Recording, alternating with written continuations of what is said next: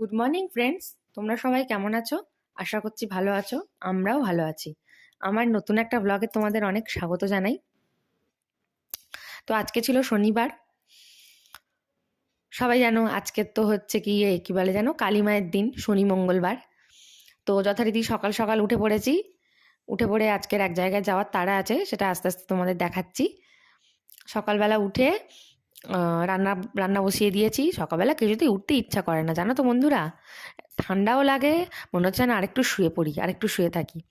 যাই হোক, উঠতে তো হবেই। তো উঠে রান্না বান্নাটা ছটপট করে নিয়ে তোমার দাদাভাই ডিউটি বেরিয়ে গেল। তারপরে আমি চা করে নিলাম, চা করে নিয়ে বসে পড়লাম। সবাই মিলে চাটা খেয়ে নিলাম। চাটা খাওয়ার পরে স্নান টান করে পুজো টুজো করে রেডি হয়ে নিলাম। আর তেমনভাবে কিছু দেখানো হয়নি, যাওয়ার তাড়াই আর কি। তো রেডি টেডি হয়ে একেবারে চলে গেলাম মন্দিরে। আমাদের এখানে দক্ষিণ হরিণাঙ্গা বলে একটা জায়গা আছে। তো সেইখানে মা খুব জাগ্রত। জ্যৈষ্ঠ মাসে হয় আমাদের এখানে, প্রায় বেশিরভাগ জায়গায় ডায়মন্ড হারবারের রক্ষা কালী পুজো। তো ওই দক্ষিণ হরিণাঙ্গার কালী পুজোটা হচ্ছে সব থেকে মানে বড় করে হয় আর কি। তো প্রচুর জায়গা থেকে লোক আসে, সে অনেক দূর দূরান্ত থেকে লোকও আসে।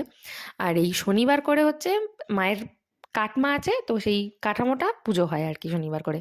সে মানে মা এত মালা পায় আর এত শাড়ি পায়, এত ডালা পরে, সে মানে কি বলবো আর। তো সেই জন্য অনেকদিন ধরেই যাবো যাবো ভাবছি।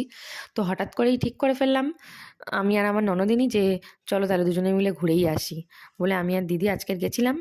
তো গিয়ে তো সেখানে দেখলাম লোকের মেলা। তো এটা তো প্রথমেই গিয়ে ভিডিওটা করেছিলাম আর কি, যেটা তোমাদের দেখাচ্ছি।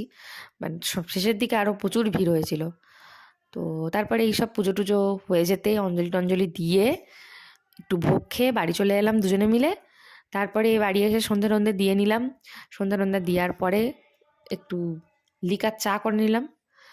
তোমার দাদাভাইও ডিউটি থেকে চলে এলো। তারপরে লিকার চাটা খাওয়ার পরে এই দেখো, শাশুড়িমা একটা ডিম ছাড়া আর কি নিরামিষ কেক করেছে আর কি। কেকটা তো ফাটাফাটি হয়েছে, কি আর বলবো। মানে ডিম দেওয়া থাকলে একরকম হয়, আর ডিম ছাড়া কেকটাও মানে ফাটাফাটি হয়েছে।